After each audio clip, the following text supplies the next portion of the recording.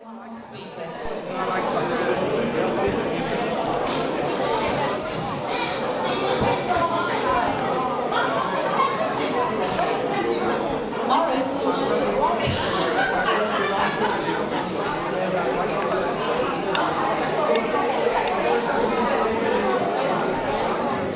we'll have a little bit of hush. Got one more story, then some singing, then some food, and then one or two more things about the storage sanctuary. So we'll have as much quiet as we can. So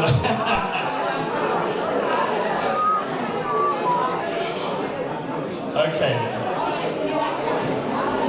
Thank you. Are we ready? Right, I would like to introduce you to the final speaker for this evening. This final speaker we need to give as much respect to as the other two speakers, please. Thank you.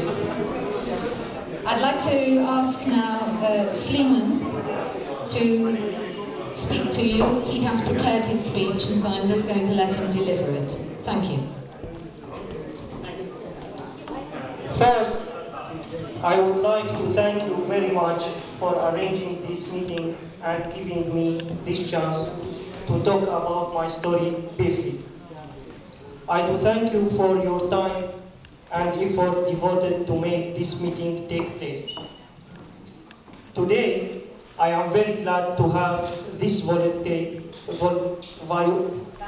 valuable opportunity to attend this great event which will declare Sunderland as a city of sanctuary. In fact, this means a lot to me as well as to Syrian people. I am Suleiman Shwesh, 26 years old. I'm from Amuda. It's in northeast of Syria. I am a Syrian citizen and I have had to run away from my country. Syria has been suffering for 2 years from atrocities and genocide committed by its corrupt regime, which understands nothing but the language of killing and torturing. Last year, I finished my study as an engineer in food sciences at the University of Aleppo. I obtained BSc in food sciences. Meanwhile, I was working voluntarily at the Syrian Arab Red Crescent, which provides help to wounded people and help schools and organizations in case of emergency and disasters, as well as visiting elderly people in rehab centers, support them emotionally and look after their needs.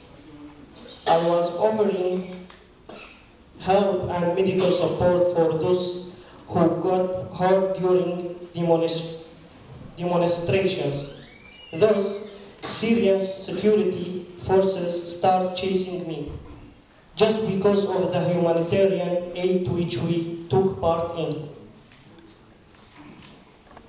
At the same time, military police were chasing me too, as I was forced to join their army.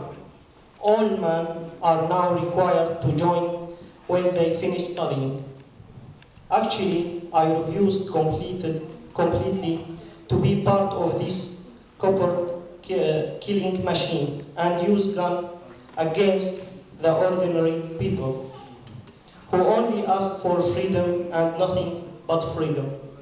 The people were asking for freedom to express this opinion about cooperation in the government and the complete control that the security forces.